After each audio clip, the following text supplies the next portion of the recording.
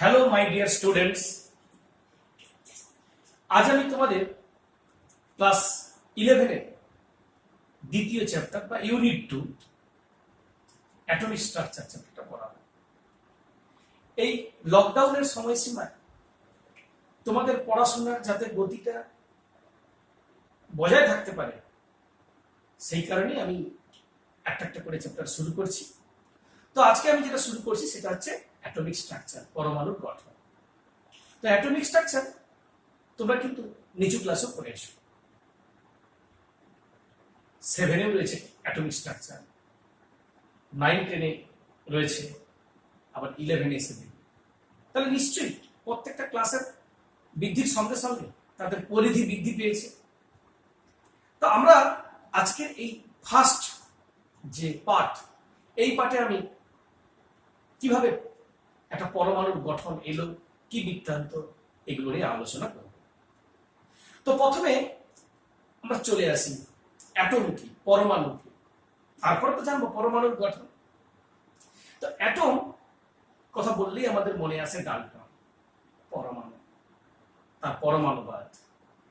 তো ডাল্টন কিভাবে পরমাণুবাদ এলো, এগুলো আমরা 11 এর ফার্স্ট যে ইউনিট অর্থাৎ চ্যাপ্টার 1 সেখানে আমরা আলোচনা করব। কিন্তু আমরা এখানে আলোচনা করব একটা পরমাণুকে ভাঙলে আমরা কি কি পাই, কি বৃত্তান্ত।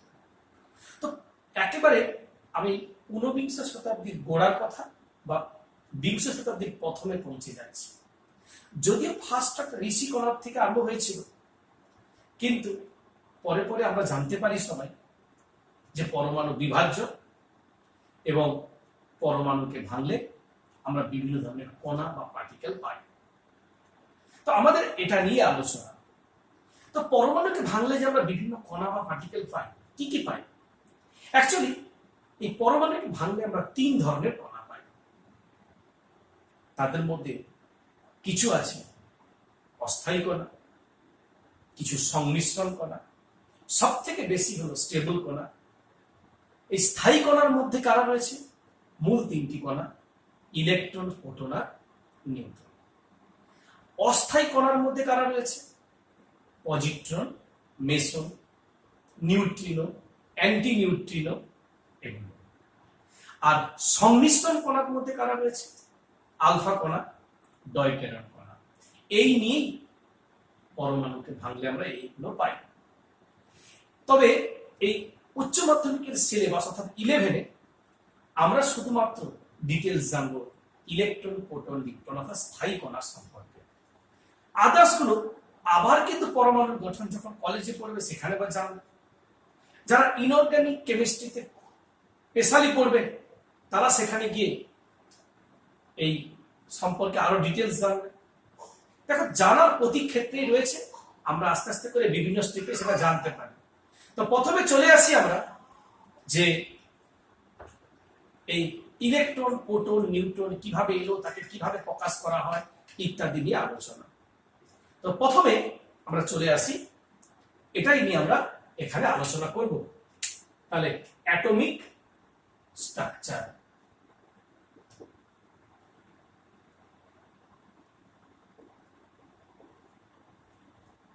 বা স্ট্রাকচার অফ অ্যাটম একই জিনিস। তো এই অ্যাটমিক স্ট্রাকচারের মধ্যে আমরা যে স্টেবল কণা সেটা নিয়ে আলোচনা করব, ইলেকট্রন, প্রোটন, নিউট্রন। এই ইলেকট্রন কি?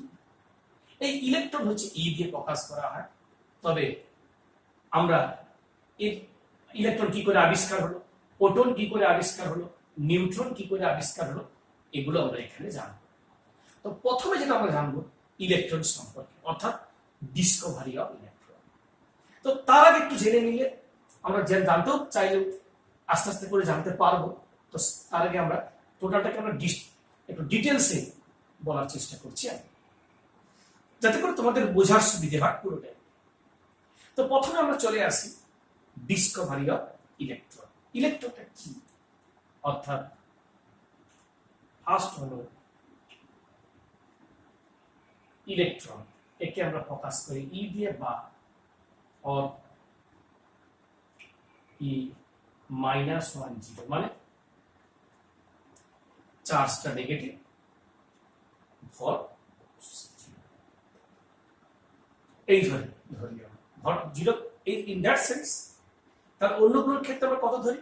অ্যাকচুয়ালি এই যে আমরা ধরেছি নগণ্য বলে। তো যাই হোক, এইভাবে প্রকাশ করা হয়, অনেকে সংক্ষেপে ইও লিখে।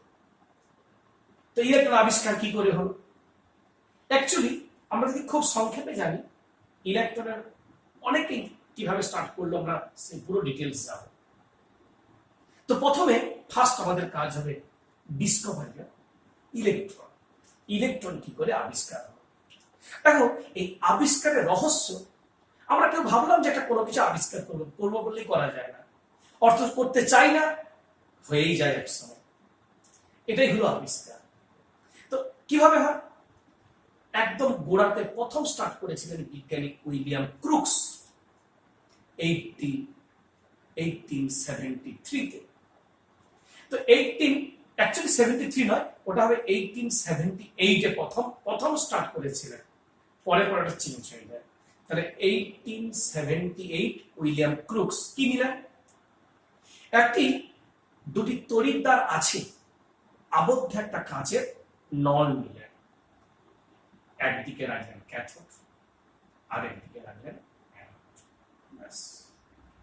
বায়ু নিষ্কাশন যন্ত্র লাগানো রয়েছে, যেখান থেকে ভেতরের বায়ুকে বের করা যায়, এবং পেছনে জিঙ্ক সালফাইডের একটি পর্দা রাখলেন, অর্থাৎ অ্যানোড সাইডে। তো খুব কম চাপে 0.01 মিলিমিটার পার স্তম্ভের চাপে সামান্য বায়ু রেখে তড়িৎ মোক্ষণ ঘটালেন। ঘটানোর পর কি দেখতে পেলেন? কে করলেন? William crooks.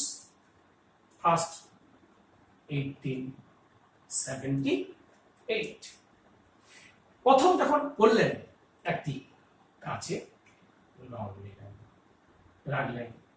তড়িৎদ্বার বায়ু নিষ্কাশন করার জন্য রয়েছে, এখানেও একটি পাত রাখলেন। এটাকে কি রাখলেন? ক্যাথোড।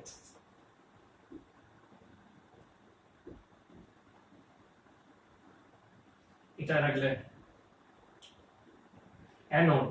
তাহলে এই যে অ্যানোড রাখলেন, এদিকে ক্যাথোড রাখলেন, দুটো ধাতব পাত রয়েছে, রেখে 0.01 মিলিমিটার পার স্তম্ভের চাপে সামান্য বায়ু রেখে তড়িৎ মোক্ষণ ঘটালেন। তো তড়িৎ মোক্ষণ ঘটানোর পর কি দেখতে পেলেন?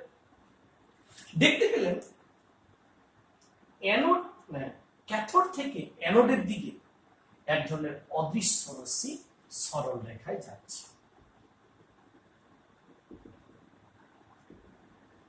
কি দেখতে পেলেন? উইলিয়াম ক্রুকস ক্যাথোড থেকে অ্যানোডের দিকে এক ধরনের রশ্মি যাচ্ছে। প্রথমে ইনি নাম দিলেন অ্যানোড রশ্মি। কেন? ভুল বললাম, ও যাচ্ছে কোথা থেকে? ক্যাথোড থেকে অ্যানোড, তাই নাম দিলেন ক্যাথোড রশ্মি। সরি, ওটা ক্যাথোড রশ্মি প্রথম নাম দিলেন। ক্যাথোড রশ্মি নাম দিলেন কে first? William Crookes. William Crookes নাম দেওয়ার পর প্রশ্ন, তিনি দেখলেন ক্যাথোড থেকে অ্যানোডের দিকে যাচ্ছে। দেখো, কথার মধ্যে রয়েছে সত্যিকারের রশ্মিটা যদি অদৃশ্য হয়, তিনি দেখলেন কি করে? পেছনে একটি পর্দা রেখেছিলেন, সেই পর্দায় সবুজ সবুজ স্পট দেখতে পেলেন। তার মানে রশ্মিটা যে ভেদ করে গিয়ে পেছনের পর্দায় পেছনে যে পর্দা রেখেছিলেন, তাতে রশ্মি যদি কোনোভাবে রশ্মিটা যায়, তাহলে পেছনের পর্দায় কিছু স্পট থেকে যায়। যেমন আমরা যখন জেরক্স করি, তার উপরে দেখি একটা লাইট চলে যায়, তার প্রতিলিপি তৈরি হয়। এক্স রে করি, তার প্রতিলিপি তৈরি হয়। ঠিক রশ্মিটা যে গিয়েছে তার প্রমাণ, তার পেছনে জিঙ্ক সালফাইডের যে পর্দা ছিল তাতে স্পট থেকে বুঝতে পারলেন নিশ্চয়ই রশ্মিটাকে গিয়েছে, নালে দেখতে পাননি বলে রশ্মি নাম দিয়েছিলেন অদৃশ্য রশ্মি।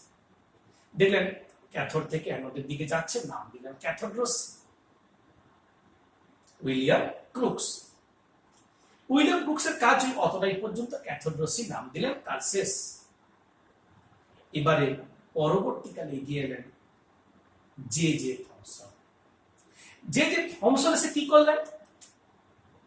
18, এটা হয়েছিল কত? 78, এটা হলো 1897। তাহলে এরপরে এলেন জে জে থমসন। তিনি কি করলেন? তিনি এসে এই রশ্মিটার গতি প্রকৃতি বিচার করার চেষ্টা করলেন। গতি প্রকৃতি মানে রশ্মিটা কেমন, রশ্মিটা পজিটিভ না নেগেটিভ, রশ্মিটার সম্পর্কে গতি প্রকৃতি জানতে গিয়ে বেশ কিছু পরীক্ষা নিরীক্ষা করলেন। প্রথমে রশ্মির গতিপথে একটা ব্লেড যুক্ত হালকা চাকা রাখলেন, দেখলেন ঘুরতে থাকে। রশ্মির গতিপথে গ্যাসকে দিলেন, আয়নিত হয়। রশ্মির গতিপথে অস্বচ্ছ বস্তু দিলে পিছনে ছায়ার সৃষ্টি হয়। রশ্মিটা যাচ্ছিল ক্যাথোড টু অ্যানোড, কোন তড়িৎ ক্ষেত্রে অ্যাপ্লাই করলেন না। পরে কি করলেন, একটা পজিটিভ আর একটা নেগেটিভ, বা এর পাশে নেগেটিভ দিলেন, একই জিনিস, এদিকে পজিটিভ তড়িৎ ক্ষেত্র দিলেন। কিছুক্ষণ পরে যে রশ্মিগুলো ক্যাথোড থেকে অ্যানোডের দিকে যাচ্ছিল সোজাভাবে, দেখলাম রশ্মিগুলো যাওয়ার পর আর সোজা না গিয়ে পজিটিভ তড়িৎ ক্ষেত্রের দিকে বেঁকে যাচ্ছে। ভাবলেন, সিদ্ধান্তে এলেন রশ্মিটা নিঃসন্দেহে নেগেটিভ তড়িৎগ্রস্ত কণার স্রোত, নাম দিলেন ঋণাত্মক রশ্মি। কেন ঋণাত্মক, কেন ধনাত্মক তড়িৎ ক্ষেত্রের দিকে বাঁকে, তার মানে ঋণাত্মক রশ্মি বলে নাম দিলেন, গেস করলেন। শুধু তাই নয়, তিনি E/m ভ্যালু ক্যালকুলেশন করলেন, যে টার্মস। ই মানে মাস, চার্জ মানে আধান, এম মানে মাস, এবং E/m ভ্যালু ক্যালকুলেশন করলেন এবং দেখলেন E/m ভ্যালুর মান 1.76 × 10⁸। এই মান ক্যালকুলেশন করলেন। একক কুলম্ব পার গ্রাম। এই যে 1.76 × 10⁸, এই ভ্যালু ক্যালকুলেশন করে দেখলেন E/m ক্যালকুলেশন করলেন। আলাদা করে ই এবং এম ও ক্যালকুলেশন করলেন। ই মানে আধান, ইলেকট্রিক আধান, এম হচ্ছে মাস। ইলেকট্রনের আধান ক্যালকুলেশন করে যে থমসন কত পেলেন, তোমরা আগেও পড়েছো, জানো ইলেকট্রনের আধান 4.8 × 10⁻10 ESC বা 1.6 × 10⁻19 কুলম্ব। এভাবে করতে পারো, অবশ্যই মাইনাস, কিন্তু তাহলে 4.8 × 10⁻10 ESC বা 1.6 × 60 × 10⁻19 কুলম্ব আধানের মান, ঋণাত্মক। আর ভর ক্যালকুলেশন করলেন, ইলেকট্রনের ভর জানো 9.1 × 10⁻28 গ্রাম। মাসও ক্যালকুলেশন করলেন। তো চলে আসছি আমরা ইলেকট্রনের মাস, আধান এবং E/m ভ্যালু ক্যালকুলেশন করলেন। করে যে টমসন ইলেকট্রনের সম্পর্কে তথ্য দিলেন। পরবর্তীকালে এটা কত, 1897, পরবর্তীকালে 1917 সালে মিলিকার তার অয়েল ড্রপ পরীক্ষায় এক্সপেরিমেন্ট করে তিনি ইলেকট্রনের আধান নির্ণয় করলেন বা চার্জ নির্ণয় করলেন। পরবর্তীকালে এই কণাটির, নেগেটিভ কণাটির নাম পরিবর্তন করে রাখা হয় ইলেকট্রন, যদিও এই নামটি ব্যবহার করেছিলেন স্টোনি, তার কাছ থেকে নেওয়া। কিন্তু তার আগেরটা কথা, এই ঋণাত্মক রশ্মি নামের পরে কিন্তু নাম দেন নেগেট্রন বা নেগেট্রনও বলে। তাহলে প্রথমে নাম স্টার্ট করলেন, ঘটনাটা বুঝে নাও। স্টার্ট করলেন কাজটা উইলিয়াম ক্রুক্স, নাম দিলেন ক্যাথোড রশ্মি, কাজ আর করলেন না। কাজটা ধরলেন যে টমসন, অনেক কিছু কাজ করলেন, অনেক কিছু ক্যালকুলেশন করলেন, নাম দিলেন ঋণাত্মক রশ্মি, পরে নাম চেঞ্জ করে বললেন নেগেট্রন। এটা ফাইনালি নাম হয়ে গেল ইলেকট্রন। তাহলে এই ইলেকট্রন আবিষ্কার হয়ে গেল, পরমাণুর মধ্যে নেগেটিভ তড়িৎগ্রস্ত কণার সন্ধান পাওয়া গেল। পরমাণুর মধ্যে যদি নেগেটিভ তড়িৎগ্রস্ত কণার সন্ধান পাওয়া যায়, আবার ডাল্টনের পরমাণু পথে আমরা জেনেছি পরমাণু নিস্তড়িত, তাহলে নেগেটিভ কণার যদি সন্ধান পাওয়া যায়, তাহলে এটা নিঃসন্দেহে প্রুফ হয় যে পজিটিভ তড়িৎগ্রস্ত কণা রয়েছে। ঠিক এই জন্য ইলেকট্রন থেকে প্রোটনের আবিষ্কার হতে খুব বেশি সময় লাগে, পরীক্ষা নিরীক্ষা স্টার্ট হয়ে যায়। তাই ইলেকট্রন যখন আবিষ্কার হয়ে গেল, পরবর্তীকালে কি দাঁড়ালো, না, এবারে আসছি আমরা প্রোটন। প্রোটন করলেন কি, একে পি দিয়ে বা H11 দিয়ে প্রকাশ করা হয় প্রোটন। তাহলে পি বা H11। প্রশ্ন হচ্ছে, তো এই প্রোটন পি আবিষ্কার হলো কি করে? দেখো, আবিষ্কার পিছনে মূল রহস্য কিন্তু অ্যাকচুয়ালি কাজটা স্টার্ট করেছিলেন গোল্ডস্টাইন। গোল্ডস্টাইন কি করলেন? ছিদ্রযুক্ত ক্যাথোড ব্যবহার করেন। পরীক্ষাটা সেম। এখন প্রশ্ন, ক্যাথোডটা ছিদ্র ব্যবহার করতে হবে, উনি জানলেন কি করে? জানেন না, তাহলে তো আবিষ্কার হয়ে গেল। কি করলেন? ছিদ্রযুক্ত ক্যাথোড ব্যবহার করলেন। তার মানে ছিদ্রযুক্ত ক্যাথোড ছিল, সেটা লাগিয়ে দিয়েছিল। ওপরের গডের আশীর্বাদ ছিল, তাই ওটা দিতেই আস্তে আস্তে করে পরীক্ষাগুলো এগিয়ে গেল, সাকসেস হলো। তবে স্টার্ট করেছিলেন গোল্ডস্টাইন 1886। আরম্ভ করলেন গোল্ডস্টাইন, ছিদ্রযুক্ত ক্যাথোড ব্যবহার করলেন, করে পরীক্ষাটা করলেন। এখানে যেমন সঙ্গে একই রকম আছে, শুধু একটু চেঞ্জ করলেন। কি করলেন? তখন দেখলেন পরীক্ষাটা করার পর ক্যাথোডটা শুধু চেঞ্জ করলেন ছিদ্রযুক্ত। পরীক্ষা করার পর একটা অ্যাব্রাট পরিবর্তন লক্ষ্য করা গেল। কি করলেন? সে দেখলেন ক্যাথোড থেকে অ্যানোড হয়, সেটা হয় আগেও হয়েছে। অ্যানোড থেকে ক্যাথোডের দিকে এক ধরনের অদৃশ্য রশ্মি যাচ্ছে। অন্যদিকে পর্দায় তার স্পট দেখে বুঝলেন। তখন মনে হয় কেন কেন আগেরটা হয়নি কেন? আগেরটা ক্যাথোড ছিদ্র ছিল না, তাকে ভেদ করে বেরিয়ে দিকে এসছে। এই অ্যানোড থেকে ক্যাথোডের দিকে যাচ্ছে বলে তাই প্রথমে নাম দেওয়া হয়েছিল অ্যানোড রশ্মি। ফার্স্ট নাম দেওয়া ছিল অ্যানোড রশ্মি, প্রথম নামটা। তো তার আগে অ্যানোড রশ্মির আগে একটা নাম দিয়েছিলেন গোল্ডস্টাইন ক্যানাল রশ্মি। প্রথমে অ্যাকচুয়ালি তিনি নাম দিলেন ক্যানাল রশ্মি, পরে দেখলেন অ্যানোড থেকে ক্যাথোডের দিকেই যাচ্ছে বলে নাম চেঞ্জ করে নাম দিলেন অ্যানোড রশ্মি। অ্যানোড রশ্মি নাম দেওয়ার পরে তার পরের ঘটনা কি? উনি আর কাজ করবেন না, ব্যাস রেখে দিলেন কাজ। তাহলে একটু আগে আমি বলেছিলাম যে ইলেকট্রন তো এতজন করলেন, তাহলে আবিষ্কার কার নামে যাবে? J Thomson. তাহলে যিনি ম্যাক্সিমাম কাজটা করলেন। তাহলে একই রকম ভাবে গোল্ডস্টাইন শুরু করলেন কাজ, কিন্তু সমাপ্ত তো করলেন না। পরবর্তী কাজ ধরলেন কে? মাঝখানে জে থমসন কিন্তু এসেছিলেন 1907 সালে এসেছিলেন। তিনি এসে কি করলেন? শুধু এই রশ্মিকার নাম দিলেন পজিটিভ রশ্মি। কারণ আগেরটা মনে আছে, সেটা বলেছিলাম নাম দিয়েছিলেন নেগেটিভ রশ্মি, এটার নাম দিলেন পজিটিভ রশ্মি। কি করে প্রমাণ হলো? সেই একই পদ্ধতি তড়িৎ ক্ষেত্রে অ্যাপ্লাই করলেন। তড়িৎ ক্ষেত্রে অ্যাপ্লাই করলে দেখলেন যে এটি নেগেটিভ তড়িৎ ক্ষেত্রের দিকে বাঁকে, তার মানে এটি পজিটিভ তড়িৎগ্রস্ত পদার্থ, তাই নাম দিলেন পজিটিভ রশ্মি। ওইখানেই শেষ, উনি আর করলেন না। ঠিক পরবর্তীকালে রাদারফোর্ড এলেন 1911 সালে এসে রাদারফোর্ড কি করলেন? আবিষ্কার করে ফেললেন। অ্যাকচুয়ালি কিভাবে আবিষ্কার করলেন? রাদারফোর্ড এসে অসমাপ্ত কাজটা তিনিই কমপ্লিট করলেন। তিনি এসে এই রশ্মিটির গতি প্রকৃতি বিচার করলেন। রশ্মিটা কি, কেমন, কি বিজ্ঞান সব, charge, mass, E by N calculus সবকিছু করে ফেললেন। করে কি পেলেন? পেলেন ইলেকট্রনের আধান যা, প্রোটনের আধান তা একই, শুধু ইলেকট্রন নেগেটিভ তড়িৎগ্রস্ত, প্রোটন হলো পজিটিভ তড়িৎগ্রস্ত। এই যে পার্থক্য, আর কোনো পার্থক্য নেই।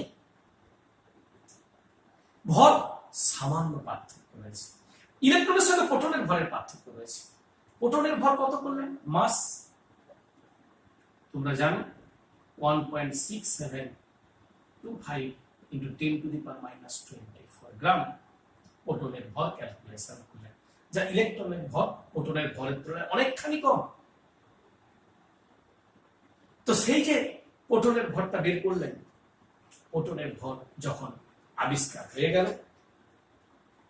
যখন রাদারফোর্ড সমস্ত কাজ যখন করে ফেললেন, অত প্রসেস যখন চলছে, তিনি যখন এসে এর গতি প্রকৃতি বিচার করলেন, মানে কাজ শুরু করলেও কাজ সমাপ্ত কিন্তু না করায় রাদারফোর্ড কাজটি সমাপ্ত করায়। তাই প্রোটনের আবিষ্কারটা কিন্তু রাদারফোর্ড, রাদারফোর্ডই ধরা হলো 1911 অর্থাৎ 1911 সালে। তবে যখন রাদারফোর্ড প্রোটন আবিষ্কার করে ফেললেন, জানা গেল পরমাণু নিস্তরীয়, অর্থাৎ পরমাণুর মধ্যে পজিটিভ নেগেটিভের কণার সন্ধান পাওয়া গেল, পরমাণু নিস্তরিত প্রমাণিত হলো। তাহলে এরপরে কি কোনো কণা আবিষ্কার হওয়ার কোনো কারো কোথায় মাথায় আসতে পারে? নিস্তরিত প্রমাণ হয়ে গেছে। তাই বিজ্ঞান জগতের ওই সময়টাতে বেশ কিছুটা বছর ভাটা পড়ে যায়, এবং সত্যি সত্যি তাই হয়। তখন যে নিউটনের মধ্যে একটা কণার কথা কেউ ভাবেনি, আসে না। তাহলে প্রোটন যখন আবিষ্কার করলেন রাদারফোর্ড, হয়ে গেল, পরবর্তীকালে নিউটনের কথা কেউ আসেনি, মানে নিস্তরিত হয়ে যাওয়ায় পরমাণুটি। পরবর্তীকালে বিজ্ঞান এগিয়ে যাওয়ার পর রাদারফোর্ড কি করলেন? তার পরমাণু মডেল উপস্থাপনা করলেন। তার পরমাণু মডেলে তিনি একটা ক্লু এসে দিলেন। কি ক্লু দিলেন? সেই সময় এক একটি প্রোটনের ভরকে এক একক ধরা হতো। আমি যখনকার কথা বলছি রাদারফোর্ডের সময়, তখন প্রোটন আবিষ্কার হয়ে গেছে, অর্থাৎ এক একটা প্রোটনের ভরকে এক একক ধরা হয়। রাদারফোর্ড তার স্টুডেন্টদের ক্লাস নিচ্ছিলেন। ক্লাসে বোঝাতে বোঝাতে একদিন বললেন যে আমার মাথায় একটা কয়েকদিন ধরে কোশ্চেন গ্রো করছে। সবাই সাদর আগ্রহে জিজ্ঞাসা করলেন, স্যার কি ব্যাপারটা একটু বলুন। বলে এক একটা প্রোটনের ভর যদি এক একক হয়, কার্বনের ভর 12 দেখাচ্ছে কেন? সত্যি সত্যি পারমাণবিক ভর আবিষ্কার হয়ে গেছে। তাহলে পারমাণবিক ভর যদি আবিষ্কার হয়, তাহলে কার্বনের ভর 12, এটা প্রুভড। আবার কার্বনের মধ্যে প্রোটন রয়েছে 6টা। তাহলে 6টা যদি প্রোটন হয়, এক একটা প্রোটনের ভর যদি এক একক হয়, তাহলে 6টা প্রোটনের জন্য ভর 6 একক হবে। তাহলে 12 কেন ভর দেখাচ্ছে? সন্দেহ দানা বাঁধতে শুরু করে। তখন রাদারফোর্ড কুল কিনারা পাচ্ছিলেন না। তবে এই কথাটা বলছিলেন যে আরেকটা নিশ্চয়ই কণার মধ্যে আছে যার ভর প্রোটনের ভরের কাছাকাছি, সমতুল্য। সত্যি সত্যি তাই ঘটল। তবে বললেন যে কোনটাই আবিষ্কার হোক না কেন, সেটি কিন্তু নিস্তরিত হবে, কারণ অলরেডি পরমাণু যে নিস্তরিত প্রুভড হয়ে গেছে। তারপরে ইলেকট্রন প্রোটন এক্সট্রা কিছু নেই। তাহলে যে কোনটা সে হবে নিউট্রাল পার্টিকেল হবে, নিস্তরিত কণা হবে। ব্যাস, রাদারফোর্ড এখানেই তারপর আর এগোলেন না কাজ নিয়ে। পরবর্তীকালে কি হল? পরবর্তীকালে রাদারফোর্ডের এক স্বনামধন্য ছাত্র স্যাডউইক এসে কাজ করলেন 1932 সালে। স্যাডউইক কি করলেন? স্যারের অসমাপ্ত কাজকে তুলে ধরার চেষ্টা করলেন। ঠিক মিরাক্কেল ঘটে গেল তখন। তিনি প্রথম স্যারের অসমাপ্ত কাজ প্রুভড করে দেখালেন। কি প্রুভড করলেন? তিনি কি করলেন? পোলোনিয়াম একটি তেজস্ক্রিয় মৌল থেকে নির্গত আলফা রশ্মিকে নিয়ে বেরিলিয়ামের উপর আঘাত করলেন। আঘাত করার পর দেখলেন একটি আনচার্জ পার্টিকেল অর্থাৎ তৈরি হয়, কণা, যার নিউট্রাল বলে, অর্থাৎ সেটি পজিটিভ নেগেটিভ কোনো তড়িৎ ক্ষেত্র দ্বারা আকর্ষণ বিকর্ষণের কোনো প্রশ্ন না থাকায় নাম দিলেন নিউট্রাল পার্টিকেল। সেখান থেকে পরবর্তীকালে নাম এলো কি? নিউট্রন। এই যে নিউট্রন, তার মানে কি দাঁড়ালো? জাস্ট বিক্রিয়াটা সেই স্যাডউইকের কাজ থেকে যে বিক্রিয়াটা আমরা পাই, বেরিলিয়াম 49 কি কণাতে আলফা, হিলিয়াম 24, সেখান থেকে কি পাই? কার্বন 6 12 এবং নিউট্রন 01। বড় 9 4 13, 12 1 13, 4 আর 2 6 আর 6 1 0। তোমরা জানো বিক্রিয়া তেজস্ক্রিয়তায় পেয়েছ। দেখলেন এই কণাটি নিউট্রন। পরবর্তীকালে নাম দিলেন নিউট্রন কণা বলে। রাদারফোর্ডের অসমাপ্ত কাজ আবিষ্কার করায় উনি হলেন নিউটনের আবিষ্কর্তা। তাই নিউটনের আবিষ্কর্তা বলতে যে স্যান্ডউইচকেই বলে। তিনি ক্যালকুলেশন করলেন মাস 1.6750 into 10 to the power minus 24 গ্রাম। আগেরটা ছিল 1.6725 into 10 to the power minus 24 গ্রাম। তার মানে এই যে আমরা ইলেকট্রন, প্রোটন, নিউট্রন তিনটে কণাই আবিষ্কার হলো। এই হলো আবিষ্কারের আসল রহস্য। তিনটি কণা অর্থাৎ স্টেবল তিনটি কণা, ইলেকট্রন, প্রোটন আর নিউট্রন। এবারে আমরা যখন পরের ভিডিওতে আসবো তখন আমরা কি বলবো, এই মূল তিনটি কণা হওয়ার পরে পরমাণুকে ভাঙলে এবার আমরা যে পেলাম ইলেকট্রন, প্রোটন, নিউট্রন বললাম, এবার কে কোথায় রয়েছে অর্থাৎ পরমাণুর গঠন, স্ট্রাকচার অফ অ্যাটম নিয়ে। তো আজকের এই ভিডিওতে যদি কারো প্রবলেম থাকে তোমরা অবশ্যই আমাকে কমেন্টে জানাবে।